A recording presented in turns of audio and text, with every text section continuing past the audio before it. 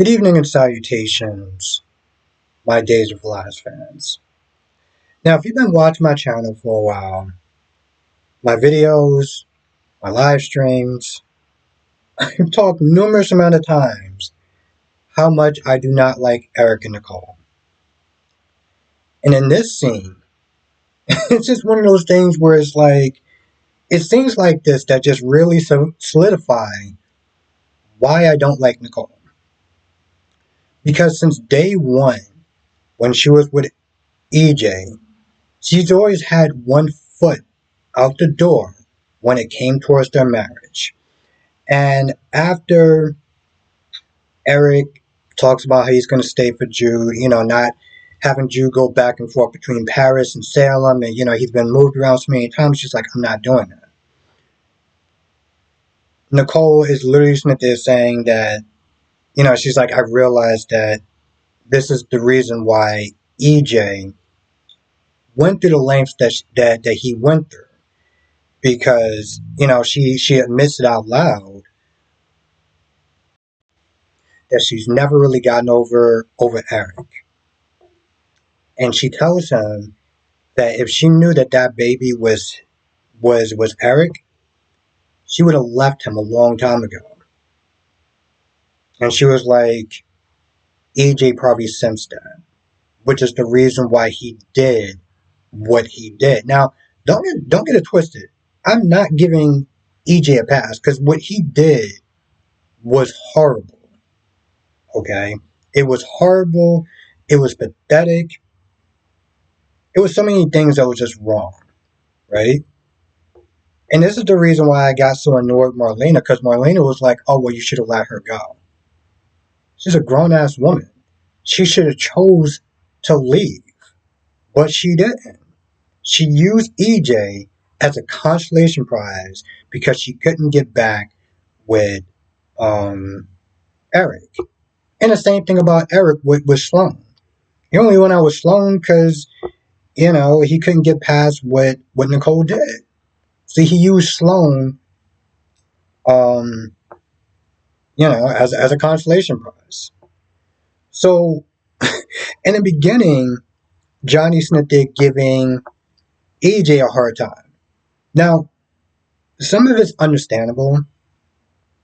Some of it's understandable because he's like, you lied, you did that to Nicole, you did that to Uncle Eric and everything like that. And I get that part. But you walk into a room, you already see your dad drinking. It's not even 5 o'clock, and you decide you want to sit there and start giving him the third degree. I felt like it was a little bit too much. But, he does sit there and say, hey, listen, at the end of the day, I got your back just like you have mine.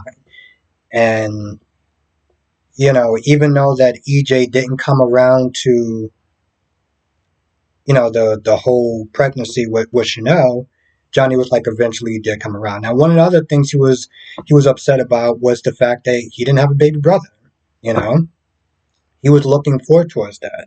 Anyway, they hash it out.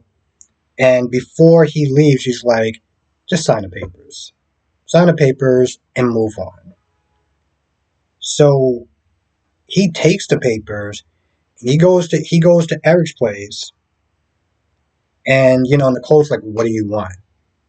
And part of me is like, bro, it's literally been less than probably 24 hours and you're already at Eric's place. You're already at Eric's place, but you have the audacity to sit there and get upset with EJ. Like, well, what are you doing here? What are you doing here? I mean, goddamn, I get that y'all share a child, but like, it really showed how much you couldn't wait to sit there and get back to Eric, as though he was nothing more than an afterthought. So he's like, I came with the papers. This chick snatches it. I'm like, wow, okay. But then she looks at it. It's like it's not signed. He's like, yeah, I'm not letting y'all two just ride off into the sunset, so I'm going to sit there and be petty. Now, shame on him for doing that. Shame on him for doing that. Because in all reality, I'm like, just get rid of this woman. Get rid of this woman. You should have never sat there and tried to be with her in the first place. And you knew that she did, that she wanted to be with Eric. and so trash your marriage in a sense. Now you didn't help, so I'm not giving him a pass. But I'm like, why would you want this woman in your life? That's like literally a thorn that you're just like, you know what? Screw it. I'm gonna sit there and be petty. Really? So Teresa comes up to Chanel and it's like, I need help. I need a wedding cake. I don't like the cake that Xander and Sarah has, so I want my own cake. So she's like, all right, let me sit there and see what I can do. Sophia comes up. Sophia was the one that was in the bushes. Sophia knew, Sophia knows about Tate and Holly's plan. So her ass is about to sit there and rat both of them out. I'm like, boo, I mean, don't get me wrong. What Holly did was messed up, right? But you sat there and said to Holly during that night, you know what? Screw it. I'm not going to sit there and say anything. Just for you could sit there and go to Teresa, the tattletale.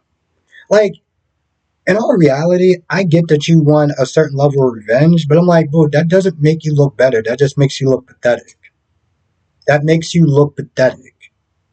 She was about to sit there and say something, but Chanel came back and was talking about the wedding and everything like that. So Sophia was like, all right, fine, listen, it's your wedding day. I'm not going to really sit there and say anything.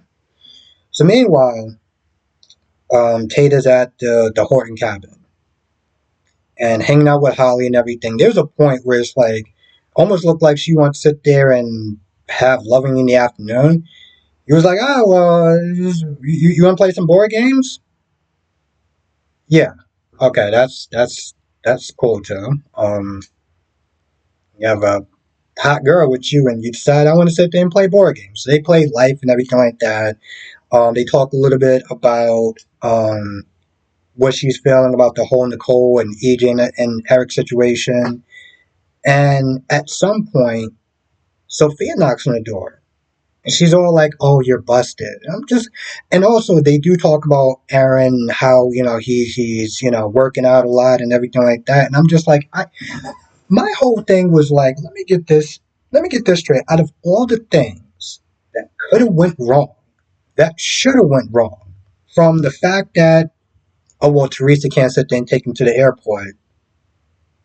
Brady, you couldn't sat there and just hop in the Uber and take him there.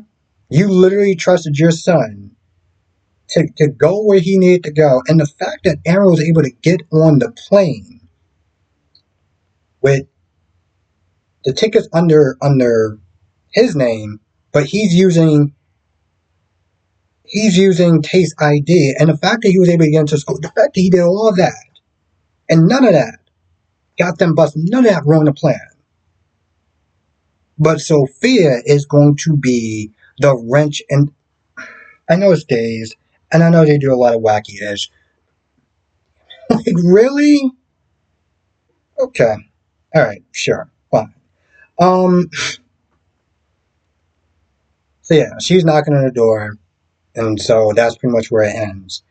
Now, Alex, well, Brady walks in to try to look for Maggie, and Alex tells him about the double wedding. So now he's all surprised, and he's like, oh, wow, it's so soon, it's so fast, and stuff like that. And Alex is like, hey, listen, if you're uncomfortable, you're not going to really wish us well or whatever, I understand. You don't have to sit there and show up at the wedding.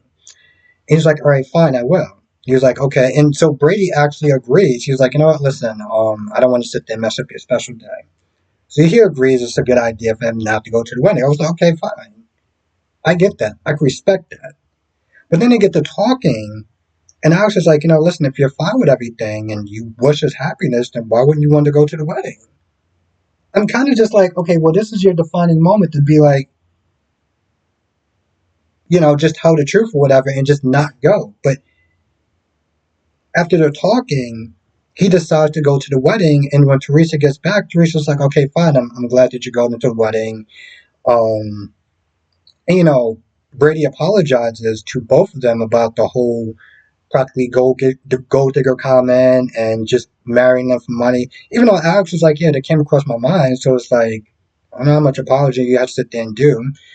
But he did apologize to her. And she was like, all right, it's fine, whatever. But then she realizes, my son Tate, I can't get married without, you know, without Tate being there.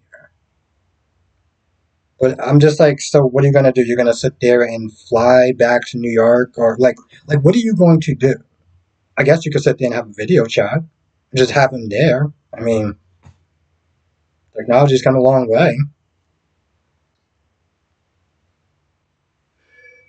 This this whole thing is just like, sometimes I watch this show, and granted, with all soap operas, you got to have a certain level of disbelief. But sometimes, I mean, specifically this wacky ass storyline. Um, and Johnny's not there worried in the beginning that she's pushing herself too much because she wants to get the bakery open, and while Johnny's not there talking to EJ, he's like, listen, I know she said she was fine, but he goes down there, and one of the other things that EJ says is, could you sit there and stay at the house? I would sit there and really like your company, like people being there, or specifically them being there, because I mean, who else is actually there right now besides Kristen and Stefan and Gabby? Okay. Yeah, so I think he would rather sit there and have himself be surrounded by some people that he actually likes as opposed to the vipers that are in the house. Seeing how Anna and Tony are still God knows where. Did they ever sit there and say where they were at this point besides just traveling somewhere? Are they ever actually going to get to that? Or are they just like, oh,